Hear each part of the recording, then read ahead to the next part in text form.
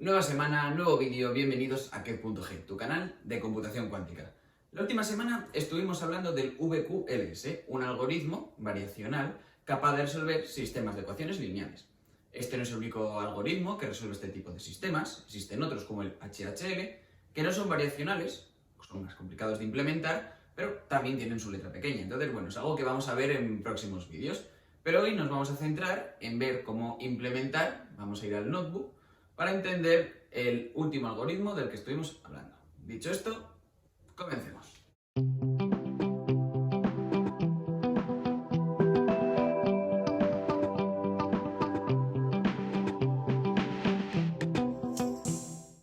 Ok, pues os tengo un notebook preparado, el cual está en la descripción del vídeo para que lo podamos seguir de forma fácil, en el que lo vamos a ir viendo paso a paso. Lo primero de todo, como siempre, va a ser importar nuestras librerías, es decir, por un lado PennyLane y por otro lado NumPy, que lo cogeremos de PennyLane pues para tener esas propiedades de diferenciabilidad dentro de nuestros arrays.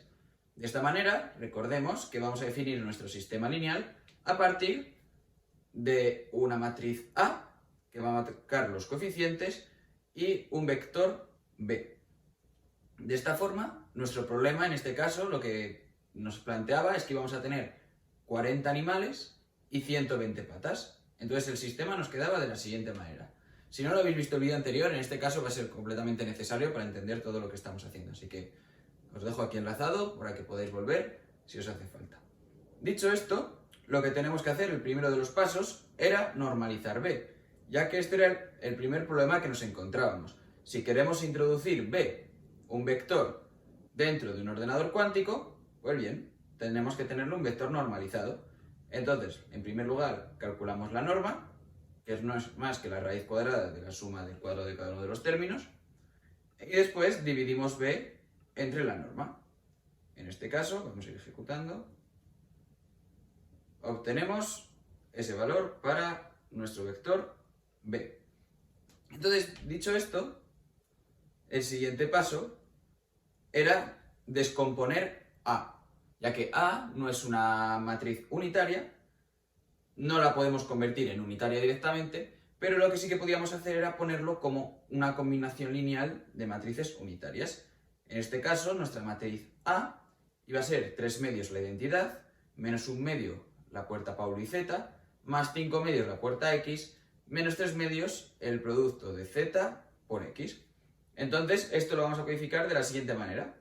Primero vamos a hacer un array de coeficientes, 3 medios, menos 1 medio, 5 medios, menos 3 medios, y después vamos a crear de forma separada 4 funciones cuánticas, una por cada uno de esos operadores que nos hace falta.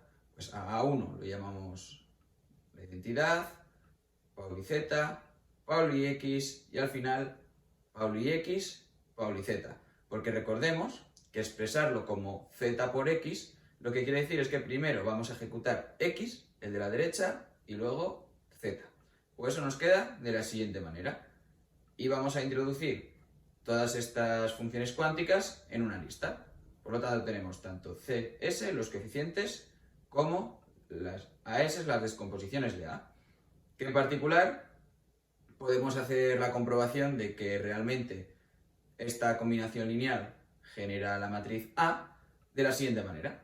Vamos a empezar con una matriz todo de ceros y vamos a hacer esa ponderación, el coeficiente iésimo por la matriz asociada al iésimo término.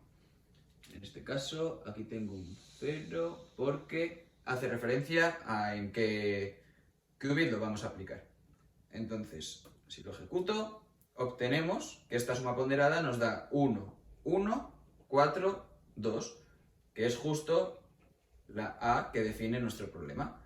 Es decir, ya tenemos por un lado A, ya tenemos por otro lado B. Entonces, el siguiente de los pasos va a ser definir un circuito que genere B y otro que genere X. Como ya vimos, el que genera B va a ser una puerta que vamos a llamar U. En este caso, B es un vector de 2 dimensiones, de dimensión 2, por tanto, es suficiente codificarlo con una puerta RI. En particular, si queremos codificar B, Solo habría que recordar cuál es la forma de la matriz RI para saber qué valores dar exactamente. RI aplicado a 0 tiene esta forma que vemos aquí. Sería el vector coseno de tita medios, seno de tita medios. Entonces, si queremos que exactamente codifique el valor de b, si a este valor de aquí lo sustituimos por esta cantidad que vemos aquí, 2 veces el arco coseno del primer elemento de b, lo vamos a tener, porque el primer 2 se va a cancelar con este 2, el coseno del arco coseno se cancelan, por lo tanto aquí nos va a quedar el primer elemento del vector b. Y por tema de normalización ya sabemos que aquí nos va a quedar el segundo elemento de b. Por tanto, esta va a ser la forma de codificar nuestro vector en este caso. Entonces, continuamos. Aquí podemos ver la forma que vamos a tener de codificar x. En este caso, x va a ser un parámetro variacional y lo vamos a codificar con una puerta v. v de tita aplicado a 0. De forma análoga vamos a trabajar con v igual a la puerta RI. Trabajamos con RI porque estos sistemas son de números reales y en particular la puerta RI funciona muy bien cuando únicamente trabajamos con números reales, porque en la propia definición de su matriz no aparece ninguna parte imaginaria. Entonces, esta sería nuestra definición que vamos a dar al circuito variacional. El siguiente de los pasos va a ser definir el error.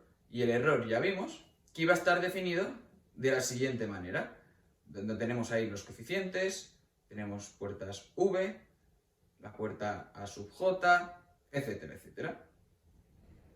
Entonces, lo que tenemos que hacer aquí es calcular estos términos en particular, estos brackets, y eso es algo que podemos hacer gracias al Hadamard test. Realmente el Hadamard test nos daría la parte real. Si queremos calcular este valor, habría que hacer el Hadamard test que calcula la parte real, el Hadamard test que calcula la parte imaginaria y después combinarlos. Pero ya sabemos, por las puertas con las que estamos trabajando, que no nos van a quedar nunca partes imaginarias. Entonces directamente podemos trabajar únicamente con el Hadamard test estándar. Entonces, dicho esto, el Hadamard test se definía de la siguiente manera. Aplicábamos una puerta Hadamard sobre el primer qubit, hacíamos un control sobre el operador sobre el que queríamos calcular el producto interno. En este caso, aquí sería v daga a daga u, lo que haría de operador. Y finalmente aplicamos otra puerta Hadamard. Entonces ya tenemos la forma de calcular cada uno de estos valores. Pues ya, finalmente, lo que tenemos que hacer es juntar todo lo que tenemos. En primer lugar, hemos creado una función que hemos llamado norma de A, que lo que viene a hacer es calcular este denominador que tenemos aquí. Entonces, por eso, el operador se define como v a de s, o sea, el iésimo término de A, la adjunta de A sub j, y otra vez la adjunta de v. Y es lo que podemos ver aquí arriba en la función. Primero v daga, a sub j daga, a sub i, v. Es lo mismo poner la daga que hacer la inversa o la adjunta. Entonces lo podemos definir de esta manera. Por tanto, si recorremos todos los i sub j, enviando cada uno de estos operadores, esto nos va a devolver la norma de nuestra matriz A. Después de esto, ahora tenemos que calcular el numerador. Y se hace de una forma similar. Vamos a tener esos operadores, en este caso v a sub j u adjunta, y es lo que tenemos aquí, v a sub j u adjunta. En este caso hemos tomado la transpuesta de todo, el resultado nos va a dar lo mismo, pero hemos calculado este término de aquí. Entonces, volviendo a hacer toda esta suma ponderada, vamos a obtener ese numerador. Por lo tanto, finalmente vamos a devolver 2 menos 2 veces el numerador partido la norma de A. 2 menos 2 veces el numerador partido la norma de A. Y aquí pongo un ejemplo para un tita determinado para ver que funciona y nos da un valor concreto. En este caso el error ha sido 0,01. ¿De acuerdo? Entonces ya tenemos todos los ingredientes que nos hacen falta. ¿Cuál va a ser el siguiente paso? Pues bueno, el siguiente paso ya va a ser entrenar. Para ello, lo que vamos a hacer es definir un teta inicial aleatorio, en este caso pues, he cogido 2 también por coger un número cualquiera. Definimos un optimizador, en este caso el Adagraza Optimizer, y nos ponemos a entrenar durante unas épocas. ¿Qué he querido coger? Pues 20 épocas. Por tanto, nuestro proceso de entrenamiento será el siguiente. Nuestro teta va a ser igual a la actualización a través del optimizador de nuestros teta, donde error es nuestra función de error. Y bueno, aquí los voy acumulando, pues para ahora poder hacer un ploteo de los resultados. Está ejecutando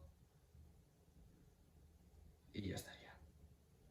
Por tanto, ahora importamos Matplotlib, que nos va a permitir ver la gráfica, y podemos ver que nuestro error baja en picado. Por tanto, hemos conseguido, parece ser, además cercano a 0, una buena aproximación de lo que sería el X de la solución.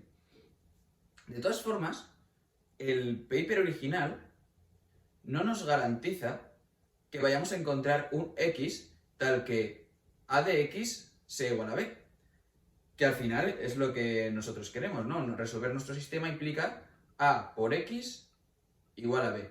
Lo que dice el paper original es que vamos a encontrar un X que es proporcional a la solución. Y eso es algo que vamos a ver ahora.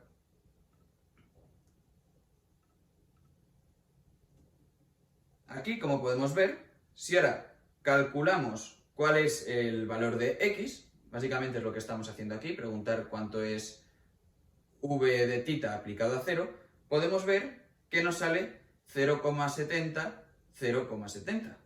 Pero esto no es una solución que a nosotros nos interesa, porque nosotros queremos saber cuántas vacas tenemos, cuántas gallinas tenemos. Por tanto, que nos dé una solución proporcional, pues bueno, nos ayuda, pero no siempre nos soluciona el problema. Y realmente me parece algo curioso que no se hayan metido con eso en el paper, porque es algo que se podría calcular, ya que conocemos todas las normalizaciones que hemos ido haciendo. Conocemos la norma de B, conocemos la norma del denominador que tenemos aquí.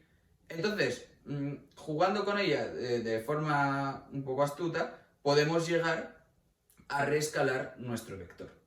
Y eso es lo que hemos hecho aquí al final. Habría que reescalarlo multiplicando al vector x anterior por la norma de b y dividirlo por la raíz cuadrada de la norma. Entonces, finalmente, si hacemos esto,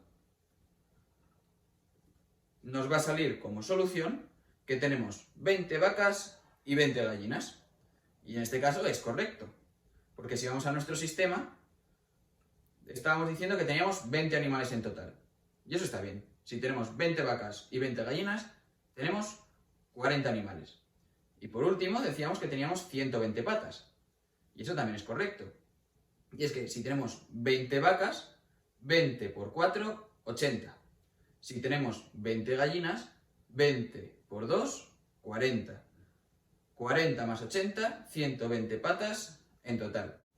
Lo chulo del planteamiento que acabamos de ver es que, tal cual está definido el notebook, si ahora queremos hacer otra prueba, por ejemplo, decir que hay 50 animales y 120 patas, pues es algo que podemos hacer únicamente cambiando la primera línea del código donde estamos definiendo B, ya que la descomposición de A, que es una de las partes más complicadas, no se va a ver alterada, porque el problema va a seguir siendo el mismo. Entonces os invito a hacer algún cambio en el código, pues para ver si tiene sentido esto que estamos comentando.